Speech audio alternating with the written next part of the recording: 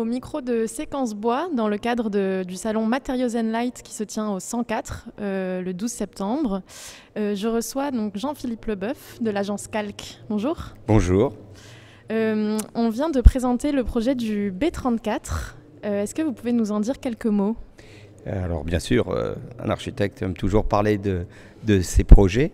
Tout d'abord, c'est la suite d'une pratique sur un site qui est le site des entrepôts et magasins généraux de Paris, qui se situe dans l'enceinte du pont de Flandre. C'est-à-dire qu'on a travaillé, il y a plusieurs choses qui sont intéressantes. Ça fait 20 ans que l'on a travaillé sur le site et qu'on a rénové nos premiers bâtiments, sachant que nous étions venus il y a 20 ans pour démonter le bois et mettre du béton à la place des bâtiments existants, et que cette rencontre nous a fait dire le contraire à un maître d'ouvrage. Nous étions jeunes architectes et nous sommes allés expliquer qu'il fallait conserver le bois. Pourquoi conserver le bois ? D'abord parce que c'est le sens de l'esprit du lieu et de la réhabilitation, qui est de saisir un bâtiment et d'essayer de le valoriser. La deuxième chose, c'est que c'est un patrimoine extraordinaire, il faut quand même le dire. Et donc, nous avons, à travers le temps, fait ces deux immeubles, puis le bâtiment 34. Il y a plusieurs choses qui sont intéressantes. C'est qu'en 20 ans de pratique, les choses se sont, je dirais, plutôt compliquées qu'éclaircies. C'est-à-dire que quand on rénovait des bâtiments en bois, on était quelques-uns autour de la table, l'architecte, le maître d'ouvrage bien évidemment, et puis quelques bureaux d'études, mais pas tant de spécialistes, et des entreprises qui avaient pour objet de rénover. Et comme c'était des entrepôts, c'était des bâtiments qui a priori étaient sans problème. Quand on arrive 20 ans après, on nous demande beaucoup de justificatifs et beaucoup de choses. Donc ce qui est intéressant dans cette rénovation, c'est que ça a d'abord été un travail de diagnostic qui nous a appris d'ailleurs à mieux connaître ce qui nous avait été dit, puisque ce sont des bâtiments qui sont composés de poteaux et de poutres sur la base d'une structure de 4 mètres par 4 mètres et qui sont composés de différentes essences. C'est-à-dire que vous avez en bas des poteaux en chêne, au milieu vous avez des poteaux en orme, qui est une essence aujourd'hui disparue, quasi disparue. Les poutres sont en pin et la charpente est en pin. Et chacun de ces éléments doit répondre à sa fonction statique. Et puis, aujourd'hui, on ajoute une connaissance beaucoup plus approfondie. Bon, la sécurité incendie a évolué, bien sûr. Les bâtiments ne brûlaient pas quand on les faisait il y a 20 ans. Mais là, aujourd'hui, on va devoir le justifier de façon beaucoup plus importante. Et puis, l'acoustique, et encore plus quand il s'agit d'un programme d'hôtel. Voilà. Donc, ce bâtiment-là s'exprime d'une part sur... Enfin, on a vraiment plusieurs thématiques. La thématique patrimoniale, la thématique technique, la thématique donc incendie, acoustique, mais il y a également quelque chose qui est intéressant, que nous n'avions pas fait sur le bâtiment précédent, qui est l'utilisation du bois dans sa dimension structure articulée.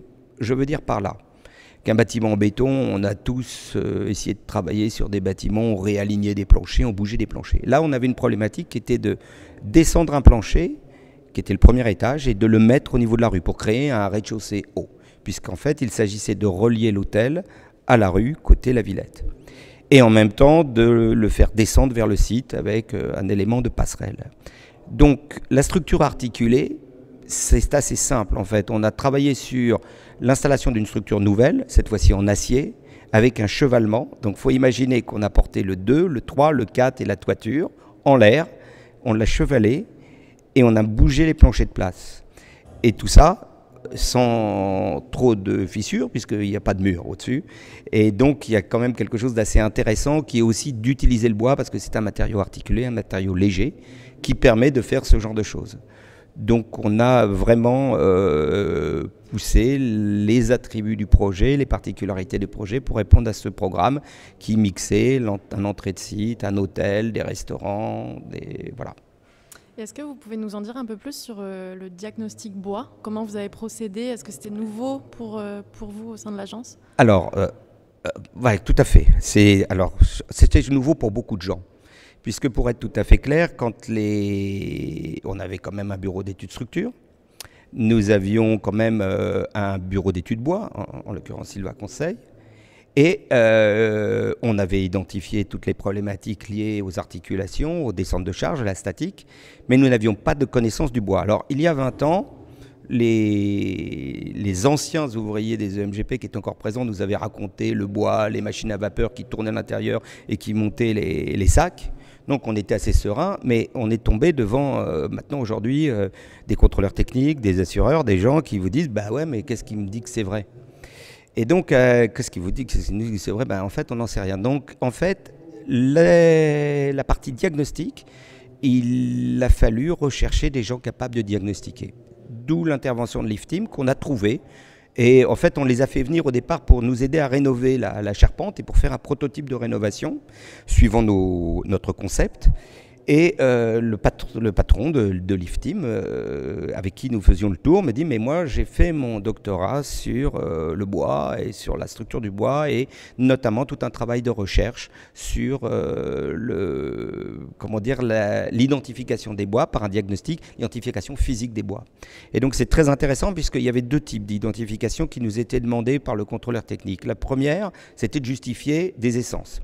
C'est-à-dire que si on avait l'essence, on pouvait certifier que c'était du chêne, on calculait comme du chêne. Sinon, c'était du pin. Donc, en fait, il fallait démolir l'immeuble pour mettre du béton à la place.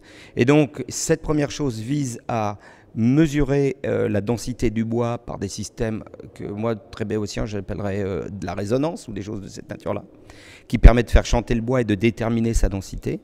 Et la deuxième chose, c'est l'équivalent d'un pénétromètre qu'on utilise pour des fondations. Et c'est en fait une aiguille qui pénètre le bois, qui, au fur et à mesure de la pénétration du bois, décèle les vides. Et donc, on a un petit graphique qui s'affiche en même temps, où on voit la densité donc forte. Et puis, quand il y a un trou, hop, ça monte. Et on voit les trous géométriquement sur le bois. C'est cet élément-là que l'on a dû faire sur 400 et quelques poteaux, qui a permis de déterminer poteau par poteau si le bois était de telle nature ou de telle autre, s'il était fissuré ou pas. Et c'est ce qui a permis de déterminer tout le travail que l'on a fait après pour remplir les vides, reprendre, reposer des pièces complémentaires, voire supprimer des pièces qui étaient trop endommagées et les remplacer. D'accord, oui. Donc c'est tout un travail de référencement après de chaque élément de charpente. Exactement. Et ça, c'était quelque chose, je pense, d'assez nouveau parce qu'on n'avait aucun référent. C'est-à-dire quand on a pris le projet, on nous a dit ok, prouve-le nous. Pour le prouver, ni notre bureau d'études structure, ni notre bureau bois n'étaient à même d'apporter ces réponses-là. Donc c'est vraiment un travail physique sur le bois. Et en tant qu'architecte au sein de l'agence, est-ce que vous êtes formé à la réhabilitation? Est-ce que vous vous formez sur les différents projets avec l'expérience que vous avez maintenant? Alors, j'ai tendance à dire que vous savez que les projets sont aujourd'hui de plus en plus découpés par spécialistes. Bon. Je pense qu'il n'y a pas de recette. La réhabilitation, c'est d'abord la compréhension d'un existant. Sa compréhension, c'est sa compréhension physique, sa structure.